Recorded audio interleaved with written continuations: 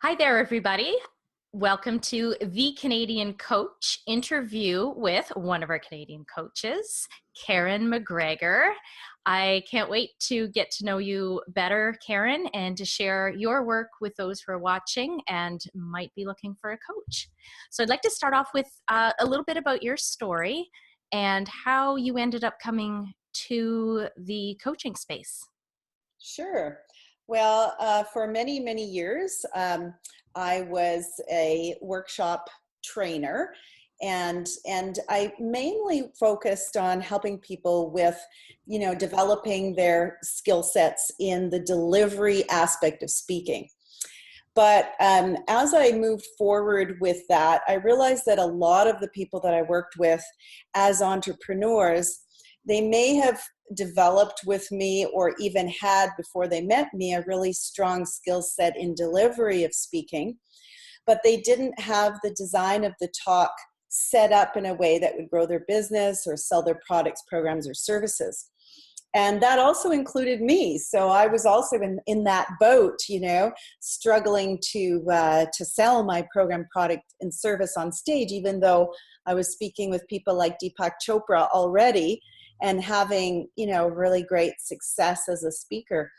So that eventually led me through a series of not so, very challenging events like the divorce, my divorce, and being a single mom of two kids, led me to a point where I was speaking in front of 3,000 people, and unfortunately, I thought if I could just become a better speaker and catch up to the big boys, because it was all guys and I was the only woman, that I would have it made in terms of developing my business and having it take off and not be worried about being a single mom and trying to support my kids, right? That didn't work so well because what I focused on was simply, again, delivery. I didn't have a structure of a great talk that would actually allow me to sell my program, product and services, and I had 4 great programs.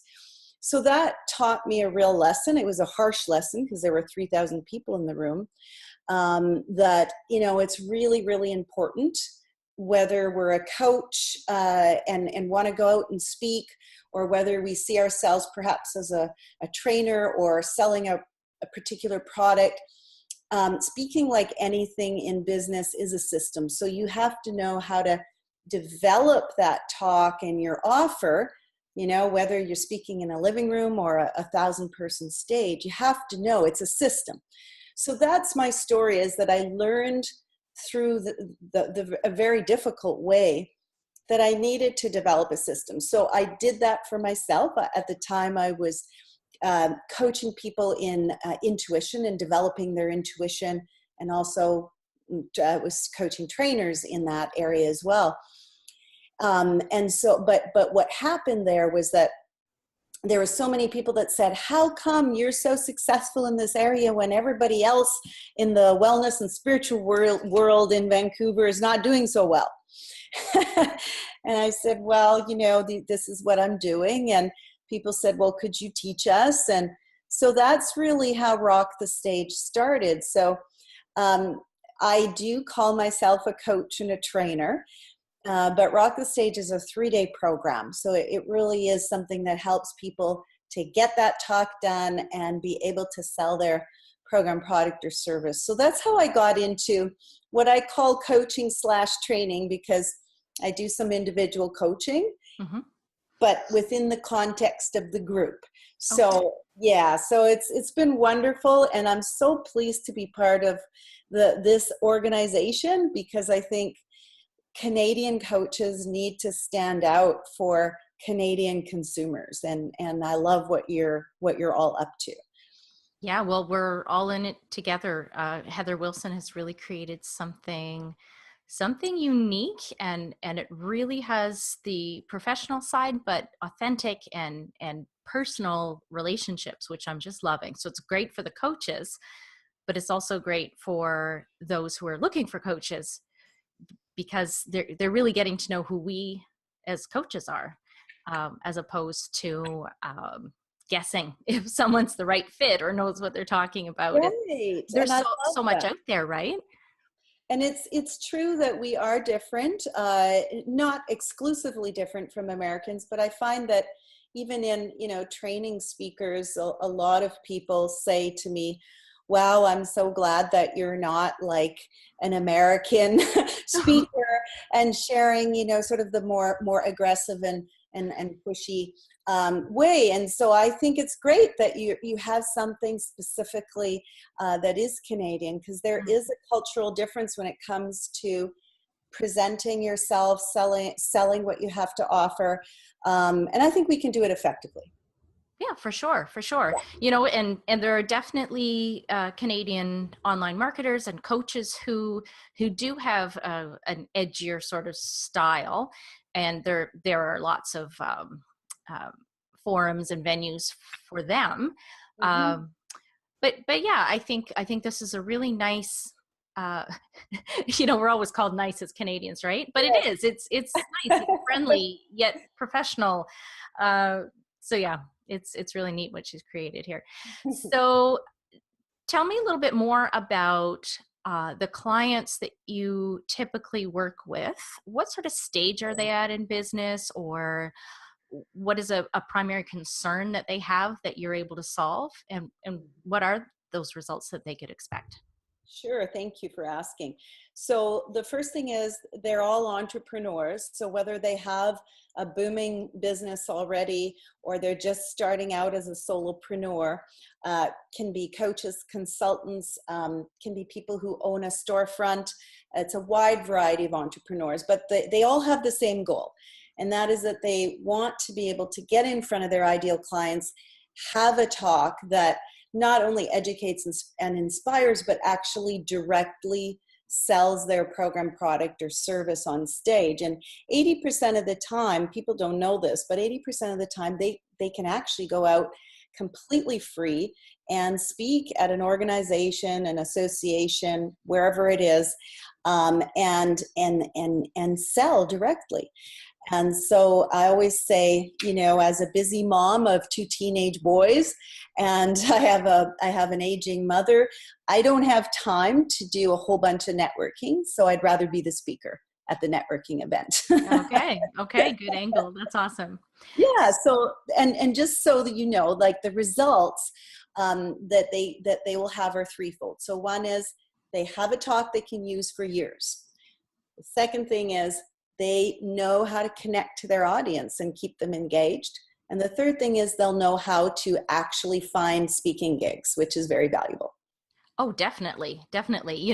So many programs are teaching specific skills, but they're not necessarily teaching the business side of things. Yes. So, How do I actually get it out there and make it happen? Not yeah, just how do I do it? We kind of need exactly. both. Yeah. We do Yeah, need both. that's awesome. So I'd like to help people get to know you personally a little bit better. Sure. What do you do when you're not momming and teaching and coaching and consulting, training? Well, What do you my like to do for passion fun? is traveling for sure. Number one passion. Even right now, I'm looking online. Where can I go next week? Just to get away. I am writing a book as well, so it's kind of half pleasure, half writing. Um, Okay. but I do love the idea of just, and I think that's the thing with coaches too. We want to set up our life and our lifestyle that we can be mobile, right?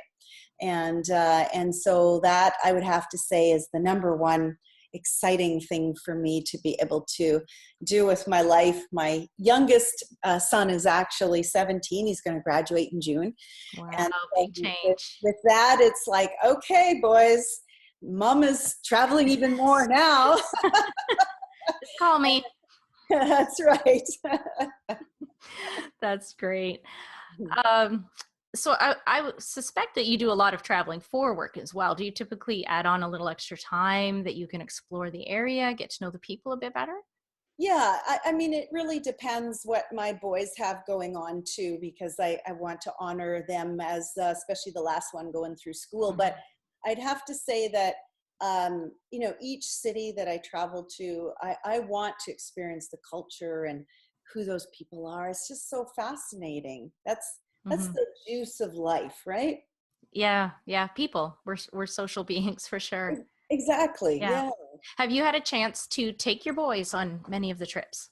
Yes. So my oldest son works with me now. He's That's yeah, fantastic. I Love it. know. He provides my clients with online, things that they need, like website, landing page, funnels, all that. And he's a Mhm. techie millennial. He enjoys that. So he comes and travels with me to all of the places that I speak. Okay. But our my most favorite trip was 2 years ago. I took them for 3 weeks to Germany and Italy. So my heritage is from Germany, so I loved being able to do that and show them, just something completely. They've never been to Europe before, so that was a really special trip. Yeah, Mm-hmm. Absolutely. yeah. I was in Europe myself around that age, and it had Oh, such a life impact on me. Um, it gave me an appreciation for the world outside of my bubble as a child. We do tend to stick closer to home as kids, and just to see that other people live differently and to meet people from all over the world, it was really exciting and shifted the way that I thought about things and thought about myself.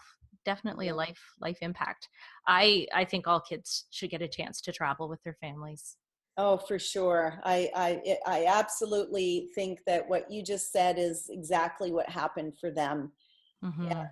really, Very really. impactful.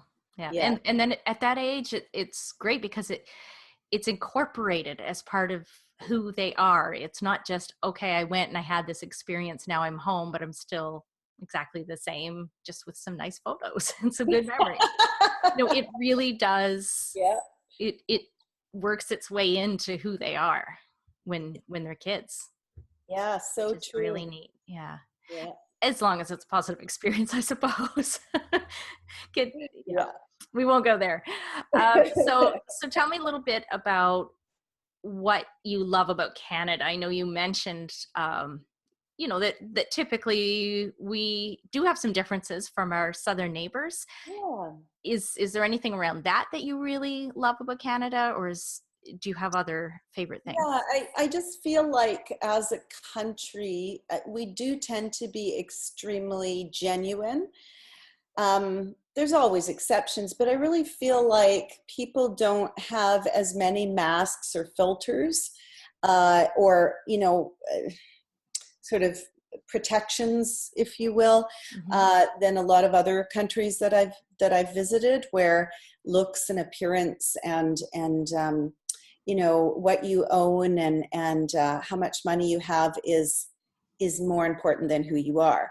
And I just find that as Canadians, we're just so much more into realness and groundedness, and maybe it's our natural surroundings. I'm not sure, but I do find, whether I visit the prairies or Montreal or, here in Vancouver or Alberta, I just really notice that that's a common theme.